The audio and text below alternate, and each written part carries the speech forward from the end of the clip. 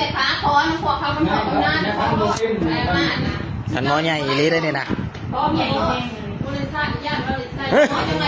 ก็สอบกระซุ้มที่เจ้าไหน แป้ง พวกไอ้โฮมนี่กันปีแล้ว ท่านหมอใหญ่แป้งล่างแล้วเลย มันยังฆ่า ล้มบ่ล้มบ่นั่น ตลาดตลาดเลย ความฝันเป็นจริงแล้วบ่บัดนี้นะ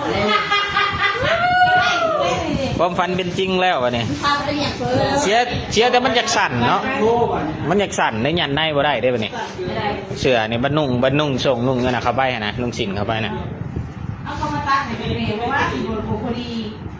บ่ตัวเสื้อนี่เสื้อซ่อนในนะใส่ลงดู กระซุ้มเลยว่าก็ไปแทกตาพวกแทกตาไม่เลยไปแทกตา ล้มอยู่บ่ล้มอยู่บ่บ่ล้มสิไปใส่ว่า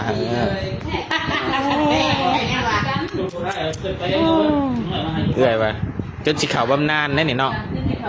อันก็ได้เทกตัดใส่ ข่อยประเทศของย่าได้แน่ข่อยยังไม่ได้เครื่องคือบ่ยังไง บ่เทกก็บ่ได้และเครื่องเบิกตามนั้นใส่บ่ได้ มันไหน อ๋อโลโก้ก็ใหญ่โลโก้เพิ่นก็ใหญ่ผิดปกติใหญ่ขโมยใหญ่กว่าได้นี่เบิ่งแม่ก็น้อยน่ะเอาโลโก้ก็ใหญ่ไงโอ้ เขาก็มีพิเศษให้ โอ้ เนาะ สมท่านหมอใหญ่คักกะลีมีแต่แนวใหญ่ๆนี่เด้อส่งได้ใส่ได้มั้ยใส่ได้อยู่บ่แอวนะ ได้ ลองมึงนุ่งให้เบิ่งนะโอ้ยนี่เด้พระเอกมาเลยเด้พระเอกมาหับเลยเด้นี่ 3 รอบเนี่ย ขาบ่ดิบบ่ส่งนี่เนาะ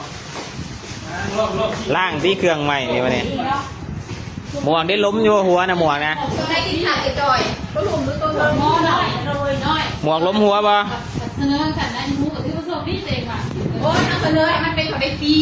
เผื่อสิได้เผื่อ ล้มหัวบ่หมวกนะ เครื่องชุดใหญ่มันได้ล้างเขาได้ธรรมดามันไม่ได้สุดนี้ เอาล่างแล้วเครื่องใหม่ซักน้ำในเด้อจะล่างแล้วล่าได้ สร้างอยู่บนถังสั่งไปสักเขาเนี่ยตัวนี้มันใหญ่ ยิ้มจนบ่ฮุบแก่ ยิ้มแล้วดีใจเลย อ๋อปีเลือกเลย ได้ไหม ท่านหมอใหญ่เด้นี่นะนี่ในห้องหมอเฮาเนี่ยมีไว้ซ้ำบ่มวยนะ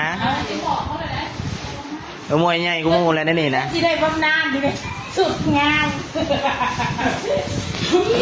ท่านหมอใหญ่แท้ๆอะไรนี่นะเขามาถามหามีแต่ซี่เขาตึกไปในเลยแล้วมาถามหาท่านหมอใหญ่ แล้วแต่หมดเลยก็บำนาญเลยนี่ ได้แต่หมอใหญ่ข่อยเองไอ้แต่หมอใหญ่สมศรีใช่ข่อยเองผมคือแต่หมอใหญ่ที่ข่อยเอง มวยคือเลยนะ โลโก้กันใหญ่เสือกันใหญ่ค